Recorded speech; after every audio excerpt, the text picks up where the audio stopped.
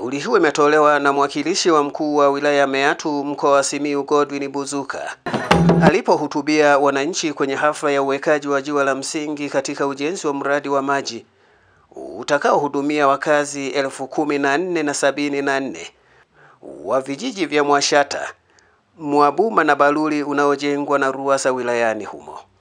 Tunapozidi kuharibu uoto wa asili na miti, kukatakata sana miti ambazo ni kwa sababu ya shughuli za uchumi, ndivyo ambavyo tunavyosababisha kuwepo kwa mabadiliko zaidi ya tabia ya nchi. Kwa hiyo tunakumbwa na ukame mkubwa sana, hivyo inakuwa ni nadra sana kupata maji.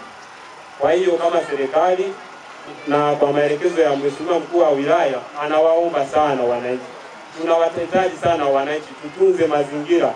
Aidha, ameusifu uongozi wa RUWASA wilaya ya Meatu kwa ujenzi huo wa mradi wa maji huko katika kijiji cha Mwashata, huku kaimu meneja wa RUWASA Bruno Po na katibu wa CCM wilaya hiyo Nabothi Manyonyi wakiwaomba wananchi kuvuta mabomba ya maji majumbani mwao. Tunawashukuru sana.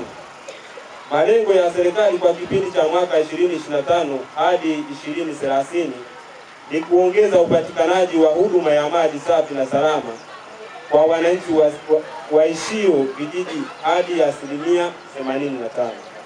Pamoja na mafanikio yaliyokwisha patikana, bado tunayo kazi kubwa ya kufanya kufikia malengo yaliyokusudiwa na serikali. Kwa ujumla, huu ujenzi wa mradi umefikia 98% mpaka sasa, upo katika hatua ya matazamio. Yupo katika hatua ya matazamio na unafanya kazi. Wananchi wa Mwashata, wananchi wa Mwabuma, tumepata mradi wa maji. Miradi hii tuitunze. Tunapopata miradi kwenye maeneo yetu, hebu tuitunze. Baadhi ya wananchi wa kijiji cha Mwashata wamesema kujengwa kwa mradi huo wa maji utawaondolea adha waliokuwa nayo. Huko nyuma tulikuwa tunateseka sana kuhusu maji kupata. Tunamshukuru kabisa, jambo la kwanza, rais wetu Samia Suluhu kwa kutuletea huu mradi wa maji. Tunaushukuru sana na tumeupokea kwa furaha sana. Yaani ndoa zetu zilikuwa zinavunjika kwa ajili ya maji. Leo hii tuna furaha mno.